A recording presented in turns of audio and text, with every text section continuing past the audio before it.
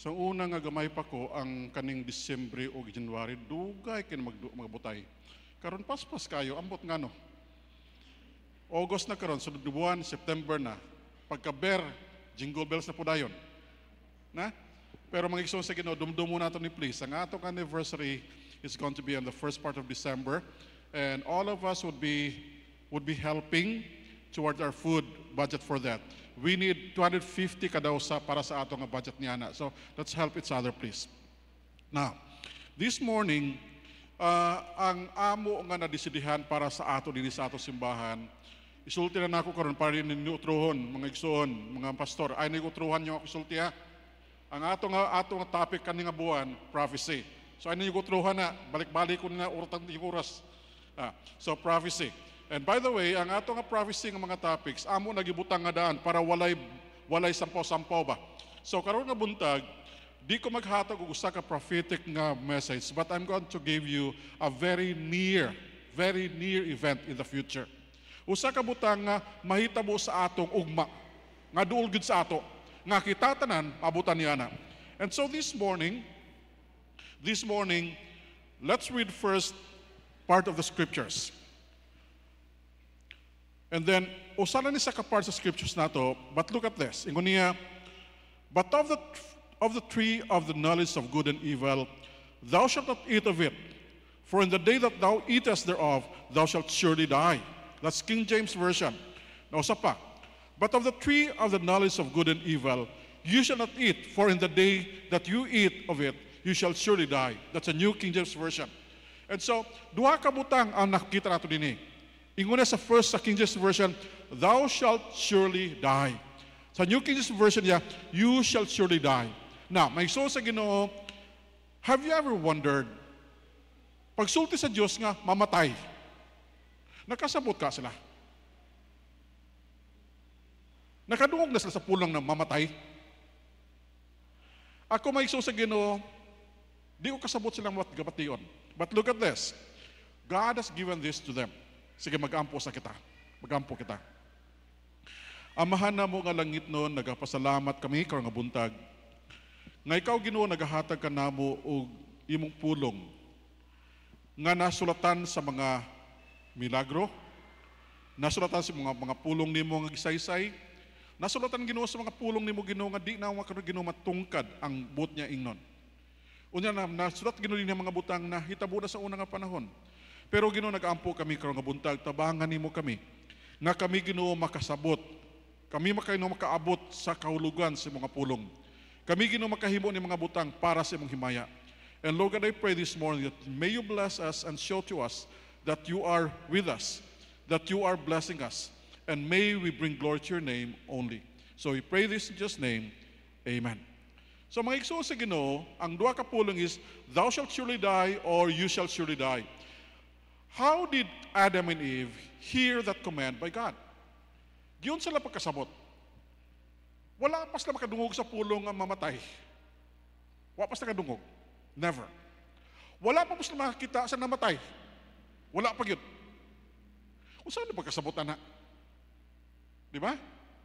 Usay ikaw na una ta nga, okay naman to pagsulti sa Ginoo. Kay kita kasabot matag atong kalugan ni ana. Pero sila nga wala nakaagi ni anang experience. Wala nakakita sa magmananap na namatay, wala nakita kung tao na namatay, kung saan na pagkasabot niya na. And so, as we go on with this, the things that we're going to ask this. Future thing that is soon to happen to all is this. Answer is death. Unsa nga butang ang may tabo sa atong ugma, nga sigurado kita mahitabo. Ang uban gaw na huna, ugma unta no magsapian ko, ugma unta makita ko kanang ticket sa kanang lottery sa dalan niya makadaog. Dagito ko na unaon. But look at this. We don't think this, we will surely die. We don't think this, we should die. Now, natin sa kapastor sa Valencia, si Pastor Adad. Ilan naman ninyo siya, di ba? Sa una, pastor sa Valencia Baptist Church, karon pastor sa Maramag Baptist Church. Katong Webes, sa gabi, gi-ambulance siya dala sa Davao para nga MRI. May na lang ka nagagapon nagawa sa result, ingon nila nga murag maayo-ayo, hinahinay. Pero mga igsoon sa Ginoo, ingon niya sa akong manggod, Brad, murag akong kinabuhi, murag nubo na gyud. Nawalang sakit sa akong tiyan, dinhi. Pero ang sakit niya babaw. Primero niya nga sakit, di siya lalong dinhi. Kaya na ko, medyo naipit man. So, dinhi sakit. Nawala na ko, no? Di ang sakit, taas na. Niya, Brad, naaman si Pastor Lumilang nunoy nga nag-ana sa ato din ha. Ikaw na dinhi, ikaw ana din. Ada ka mo makawali sa akong kumamatay na ko. Ingon siya, kumangod siya nga, Brad, una-unahon na to, no? Kung kita mahitabo ni sa ato, unsaon sa mga kauban. But you know what? We can never escape from death. We can never. Even if you're going to be rich, with money, or whatever, you can never run away from death. And so, for Adam and Eve, para sa kay Adam o sa kay Eva, ang makita nato is that they have never heard the word death. Unsa kang kahulugan sa pulo nga mamatay? Unsa gisulti sa Ginoo sa ato nga kung kauno nato kani nga prutas nga dinhi sa ato nga sa garden mamatay ta. Unsa kahulugan niya na? Unsa ka na? And so they have never heard the word death. They had nothing to compare with it. Wala sila makumparar. Was na makita nga kani compare ka mo ni mamatay siguro mawala. Was na kinakibalo niya na. And then number 3 is that it was their first time to hear about something called death. Mga igsoon sa Ginoo, ako nagauna-huna bitaw na ko nga siguro pagsulti sa Ginoo ni ana ang kahulugan ila gitimbang-timbang unsa man ay kamatayon. Unsa man ay mamatay? Ngano mamatay man ta? Ngano man di ay? And so they have this. And so as we have that, how do we currently view death in our present lives? Unsaon nato paglantaw ang kamatayon sa atong kinabuhi karon? Number 1. Some people think that death is the cessation or end of existence. Daghan nga mga tao sa kalibutan nato gahuna-huna nga kung mamatay ta, undang ng atong existence. Wala ta kinabuhi. Undang ng atong pagkatao, wala na ta. Mao nang uban bitaw, ang ilang una-una ba nga akong asawa na wala na, di na makita. Na, mao nang ilang himuon sa sementeryo, grabe singitan na eh. Kay katapusan na nga kahulugan, katapusan na nga pagkita na eh, katapusan na nga makita ang lawas. So ako pa kahuna-huna nga, kung mamatay ka, good. Ang maayo nga tao mamatay, sayang, kay maayo man. Katong dautan, okay na, kidautan. Kaya lang huna-huna, when you die, that is a cessation or end of existence. Number 2, ingon sa uban, death is a sleep of the physical body. Kanang, ang uban na kahuna-huna, nga atong laos mamatay, tulog. Tulog. Usa ni sa mga doktrina, I think, sa mga Seventh-day Adventist. Nga ginangunahuna, nga kung mamatay ka, ang imong lawas tulog. Unya, mag-abot ang adlaw nga imong pagtulog, pukawon ka ra. Na, ambot unsa-unsa. But look at this. Sa ilang nga pagtuo, kung mamatay ka, matulog ka. Pagkatulog nimo, after long years ka pagkatulog, pagbalik ni Jesus, pukawon ka. Mata ka na. But that is not the way the Bible is teaching us. That is not the way. Number 3, and this is the one, end of physical body, but beginning of spiritual existence. Amen. Di ba? Pag-undang sa atong lawas nga existence, kaning atong lawas, pag-undang na ito kinabuhi dinhi, ingon sa Biblia, ang atong lawas, ilisan niya sa atong spiritual existence. Ilisan. So, ang atong lawas nga madunot, pag ilis na dili na madunot. Ang atong lawas nga malata, di na malata pagkamanini. Because we have God. We have God who is going to give us the existence that we have never had before. Na nagwali katong isa ka adlaw about death. Ingon niya, nganong kita nga mga tao, nagauna-huna ban nga ang kamatayon, kanang dili bitaw, may tabo sa tanan. Ang gigamit niya nga pulong is tent. Ang iyang ingon nga, ang mga lawas nato nga buhi karon, ang atong mga lawas murag mga tulda, mga tent, nga giputos ang atong kalag espiritu dinhi sa atong lawas nga atong kapuy-an. Pero magabot ang adlaw nga kaning atong kapuy-an nga lawas, mawala na ni. Ingon niya dayon, kay balo mo asal ta paingon? Ingon sa niya, paingon ta sa ka-building nga ginhimo sa Dios para sa ato. Mabutan sa ka-building nga dili na malata. And so, for many of us, nga wala nakila sa Ginoo, death is a cessation or end of existence. For those who knew but they don't believe right, they think that death is sleep of the physical body. But for us, believers in Christ, it is the end of our physical body and beginning of our spiritual existence. Mo nang atong nabawaan. So, the Bible defines death primarily as separation of the soul from the body, and in a spirit sense, the separation from God. Now, ang ako nahuna bitaw, paglantaw na akong pulong din sa Genesis chapter 2, death. Unsa man ang death? Kana sulti man na Ginoo sa kay Adan o kay Eva, di ninyo tandugo niya kahoy, di nyo kauno ng putas dili, kauno ninyo gani, mamatay gid mo. Unsa kay pagtudlo sa Ginoo sa ila, no? Unsa kay pagsabot nila?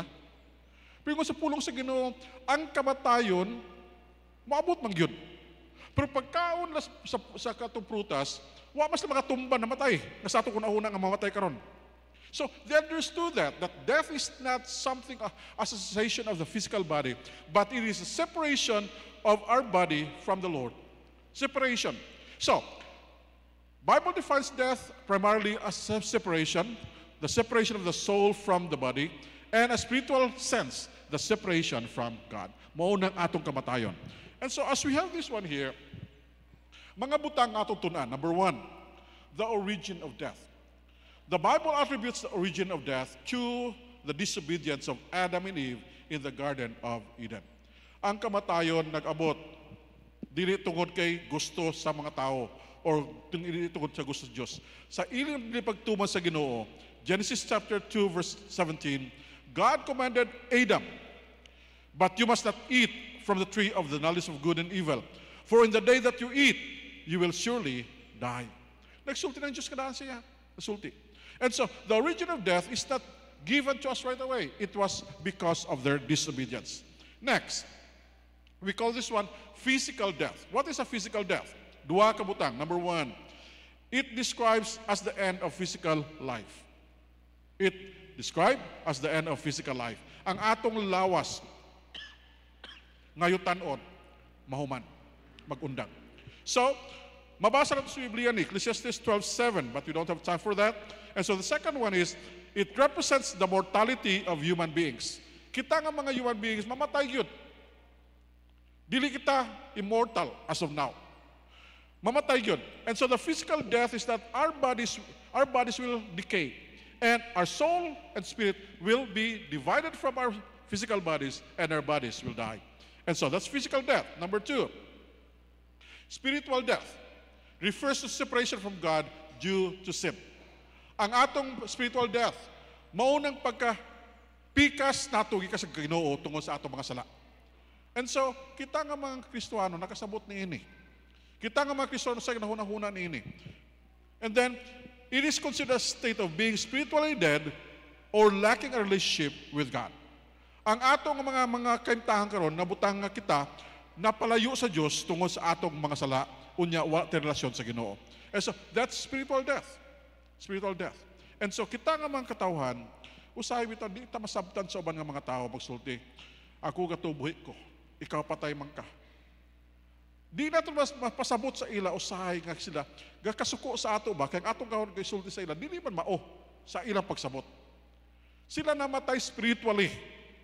Kita na buhay spiritually kaya nagtuwa kay Jesus. Pero sila patay spiritually. But all of us will die physically. Number 3, eternal death. Often associated with final judgment and separation from God after life. Eternal death. Ang kamatayan ng eternidad, pagkapatay nimo nga paghukman ka sa Diyos, represents the ultimate consequence of rejecting God. Kita nga, kung ikaw nag-reject sa Ginoo, nag-reject kay Jesus, ang imo nga paghatag sa hukom sa imo is that eternal death. Wala na ikaw undang ni ana. And so, we have eternal life, we also have eternal death. And so, we as believers in Christ, all of us does not end with death. Remember this? Kita nga mga Kristiyanon, wala nagaundang sa kamatayon. Wala na human. One time, I told you this already. Na kami kauban nga mga tayo nag-abot, uban namo nagad sa funeral service. Pag uli namo, inako sa ila, kamusta? Just, Pastor, Katan. Ang among impression is that your ceremonies, death ceremonies, as if you have hope. Naipaglaom. Ingon ako sa ila, ngano sa inyo de, siyang wala magyud. Wala gyud. Nako sa ila, you know what? It is not as if we have hope. Actually, we have hope. It is not as if. Na ay paglaom.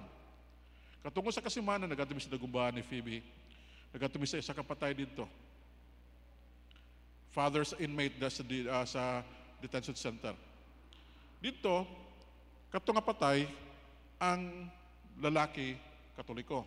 Ang pamilya, Katoliko. Ang dina nga isa, Kristiyana. Ingon ako kay Phoebe, can you see the difference of their funeral and our funeral? Pangadi sila, taas kayo, wala kasabot, wala sila kabuk. Ang uban, wala kasabot, ang uban sa baayra. Sige, pangadi. Pagkahuman, ilubong na, hilaka na dahil sila, hilak na, paspas ka hilak, dugay kayo, kusog na ba kayo, wala skandalo ba? Nako, kita niyo mo na ang ilagay mo on. Ang ila nga paglubong, walay paglaom.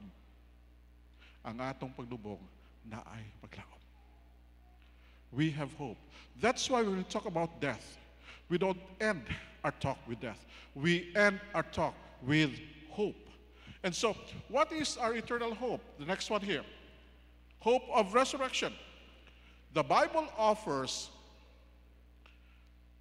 hope through resurrection where believers are promised eternal life. Pasalamatan gina itong Ginoo niya ni. Kay balo mong ano? Kay kung ang atong kinabuhi magundang sa kamatayon lang, wa na'y paglaom, parehas sa tatanan. Diba? Di ka na mabanhaw. Wa ka na kinabuhi nga bago. Kung parehas na yung atong kinabuhi, so walay pulos ang atong paghimon ini nga mga butang. But look at this, ingon sa Biblia, we have hope of resurrection, which the Bible offers hope through resurrection, where believers are promised what? Eternal life. Gisaara na sa Diyos ang eternal life. And the emphasizes the victory over death through Jesus Christ. Gibutan na sa ato tubangan ang saad sa Ginoo sa ato nga hatagan niya kitag kinabuhi nga walay katapusan. Pagdaog. Pagdaog. Mga igsoon sa Ginoo, ikaw nahuna ko ba? Kani nga semana daghan gyud tagkuan, daghan tag mga bedriddens nga naguna.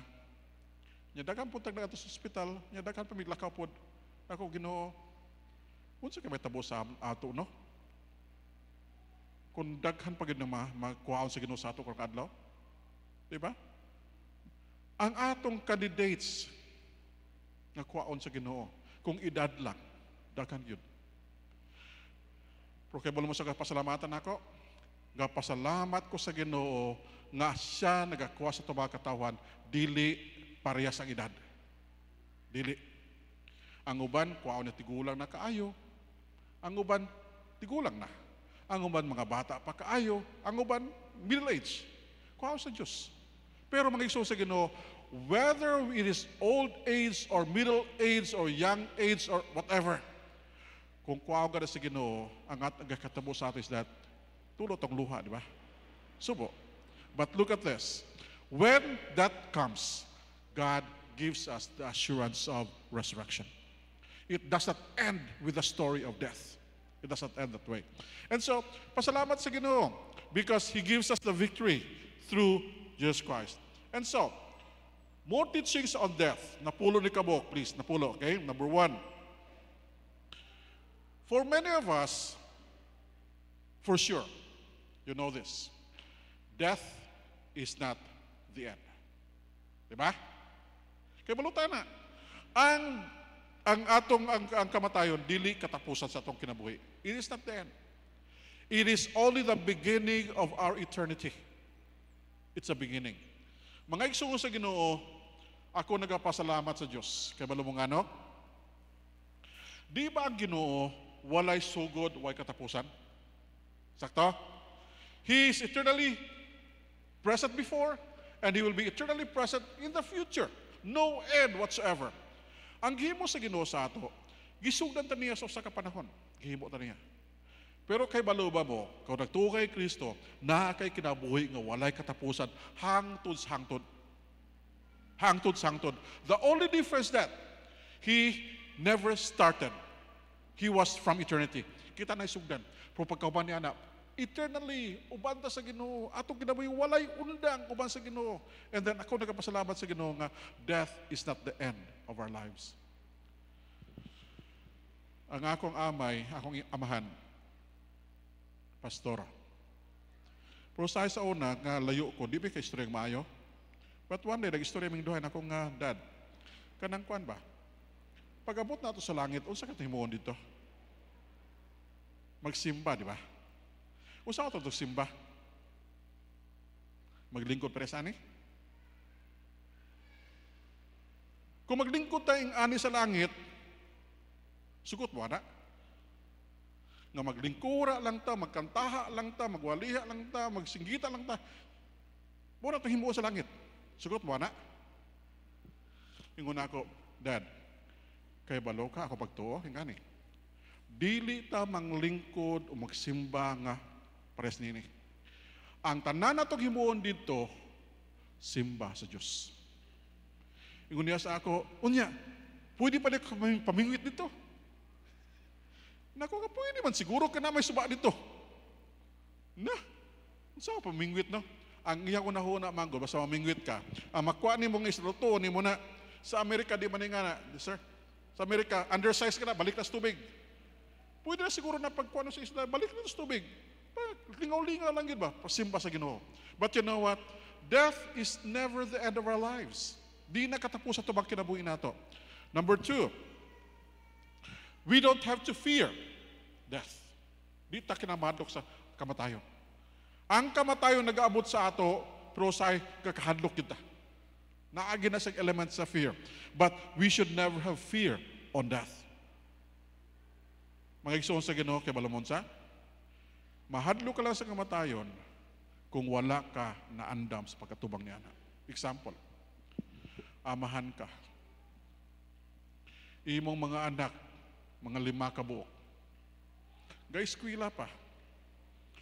Ang imong palangitan-an kulang para sa ila. Ang imong asawa di po makapaeskwela sa ila.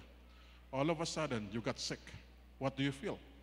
You fear, not because you're going to die, but you fear because of what will happen to them when you leave. Di ba?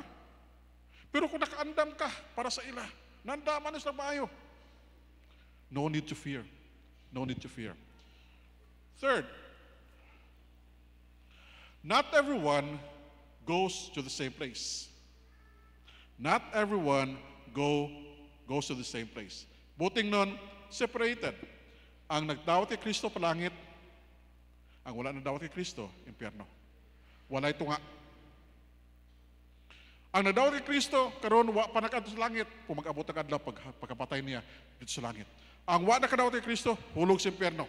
Ingon sa uban, haskal di sura ana. Wa tay mahimo. Kung di umutuo, maura na nag-sulti sa Biblia. Number 4, because Jesus overcame death, so will we. Kaya si Kristo na yung nadaog ang kamatayon, kita makadaog punta niya na. Mga igsoon sa Ginoo, salamat ko sa Ginoo. Nga dili kita ang nagadaog niya na, kundi pinagi sa Kristo. Next, spiritual death is separation from God. Ang pagkapatay spiritually, nagapalayo sa ato sa Ginoo. And so, kung kita napato sa ato mga sala, may patawad sa Ginoo.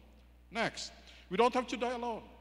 Kani siya, gilantaw na ako ang notes din nako nga, we don't have to die alone. Kasi mag-uba natin mamatay? Actually, nasa gibutang na scriptures dito, singon niya, kung mamatay kita, di lang kita nagapatay, pati ang atong Ginoo nga nag-uban sa ato. Lisod biya, sabton. Pero niya, we must remember this. We don't die alone. Next part is this. Death was never God's intent. Ang kamatayon, dili unta pundo, dili unta plano sa Diyos para sa ato. Pero nag-abot sa ato, tungkol sa ato pagkasala. And then, sin won't always reign. Ang sala, dili maga pangibabaw sa atong kinabuhi nga walay katapusan. And so, pasalamat sa Diyos, di ba? Because we mourn with hope. Last one. We mourn with hope. Kita na ipaglaom. Hilak man ta. Di man ta kabalukol sa atong himuon, but we mourn nga na ipaglaom. And then the last one here is, heaven will be better than anything we can imagine.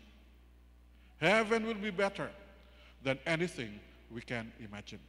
Mga igsoon sa Ginoo, lantaw bitaw ta. Karon daghan ka isla nabutang sa internet nga mga background sa langit. Patsada. But I'll tell you this.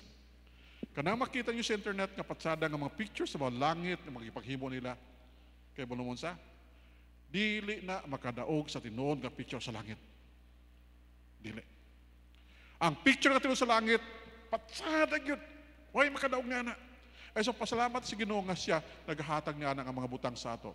And so as we have this one here, let me just read to you our hope. 1 Corinthians 15, 51 to 58. Okay? Let me just read this. Ingon niya. Behold, I show you a mystery.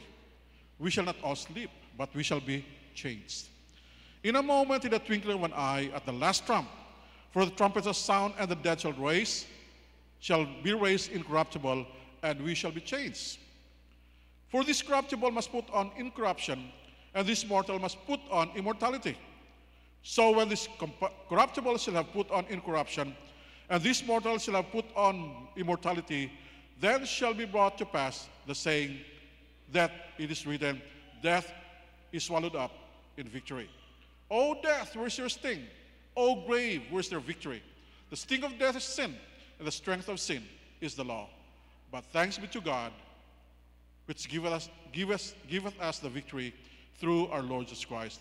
Therefore, my beloved brethren, be ye steadfast, unmovable, always abounding in the work of the Lord, for as much as ye know that your labors are not in vain in the Lord. Mag-aigsoon sa Ginoo, mag-abot ni sa atong kinabuhi, maundang man itong kinabuhi ng yuta, pasalamatan nato ang Diyos, because there's a next step. And according to the Bible, my beloved brethren, be steadfast and movable, always abounding in the work of the Lord, for as much as you know that your labor is not in vain in the Lord. Mga igsoon sa Ginoo, pasalamatan nato ni. And let me just put it this way. What are the common beliefs about our near future that we Filipinos believe? Unsa mga butang ang atong atuhan bilang mga Pilipinos? Number one, impyerno. Di ba? Sa Thailand, usas na mga kauban mo dito sulti, Sir, kung punoy mong bulsa langit, kung punoy tiyan langit, kung wayo sulong bulsa impyerno, kung wayo sulong tiyan impyerno, adi man na mao. Pero kita nagatuo din sa Pilipinas na impyerno. Ikaduha, purgatory. Kasabot ba ni, di ba? Kung di ka mahulog sa impyerno, ato sa purgatorio. Dito ka sa laon. Painit-inito ni mong sampot dito. Sugba-sugbaon ka dito. Magkapasar ka na gani, langit, sakal sa langit. Kung di ka magkapasar, hulog ka sa impyerno. Wa na sa Biblia. Number 3, heaven. Ang langit, lugar nga giandam sa Dios para sa mga tao nga nakaila sa iya. Kung karon nga buntag niya ka dinhi, wala ka pa nakadawat kay Kristo mga luluwas. Dawata si Kristo. Kaya ang langit gipreparar niya para sa ato katanan nga nagtuo kaniya. Unya pagkatagan niya kitag gahom nga mahimo nga mga anak niya. And according to what we know is this: without Jesus, your eternal life will be a damned destiny. Kung wala kay Kristo, wa ka nakadawat kay Kristo, your eternal life will be a damned destiny. Purgatory is never true. Pangwarta na sa Katoliko. Hell is waiting for those who refuse Jesus. And so, this morning, only Jesus can save us from our sins. Will you accept Him today? Mga igsoon sa Ginoo, that is a very simple question. But if you are here this morning, you have never made a decision to accept Him, you are not a child of God. Di ka anak sa Diyos. Kung wala ka pa nakadawat sa iya. Kung karoon nga buntag dawatan mo siya, ang imong kinabuhi, mabutang siya mga kabot. Sige, mag-aampo ito mga igsoon sa Ginoo. Let's pray. Amahan na mga langit noon, salamat sa mong kaayo. Salamat sa paghatag ni mo kanamo, O Diyos, sa imong padalangin. Ginoo, tanduga kami, Ginoo. Ngay butang ka namo, Ginoong imo nga kamot, nga magasaysay sa amo, Ginoo, sa imong kabubuton. Ikaw magtabang, Ginoo, kanamo, nga kami nga mga Kristohanon, mahatagan nimo o imo, Ginoo, nga kadasig, imo nga kalipay, imo, Ginoong kalinaw, nga kami, Ginoo, magpadayon alagad, Ginoo, kanimo. Lord God, I pray this morning, nga Ginoo, basing nasa amon to nga, among amigo, among abya, dini, Ginoo, among silingan, o maybe among pamilya, Ginoo, nga wala pa nakadawat kay Kristo bilang maluluwas. Ginoo, kinahanglan ginaldawaton ikaw, kaya kung dili kaniya madawat, Ginoo, walay pulos ang inadunggan, O Diyos. Ikson, samtang nagduko kita sa mga ulo, gapyos ng mga mata, kung wala ka pa nakadawat kay Kristo, what you do is that you sit there and pray silently and say to the Lord, Lord, Ginoo, salamat ka nga bunta nakadugog ko nini nga wali. Kunya Ginoo ka nga bunta ginadawat ako sa Kristo bilang manluluwas. Ginoo, gamhiya kasing-kasing ang kinabuhi. Kaya nagsulti ka, O Diyos, na ikaw mahimo na ako nga Diyos o galon. And if you have prayed that this morning, say to the Lord, not for me, not for anybody, say to the Lord. And according to what we know, God is prepared to save you and make you His child. And so, as you have this day, may we always remember that the near future is sure when you have Jesus Christ our Lord. Father God, I know, Lord, it's hard for us sometimes to decide because we said, we have known you. We have decided so many times before. We have decided to accept you before, but I don't know if I have accepted you rightfully. But Lord God, I pray for them that as we have this service this morning, bless us, help us, keep us safe in the shadow of your goodness. And help us, Lord, to be your children, serving you and helping you. Thank you, Lord, for today. Bless us, Lord, as we live and we have this time. And I pray this in Jesus' name. Amen.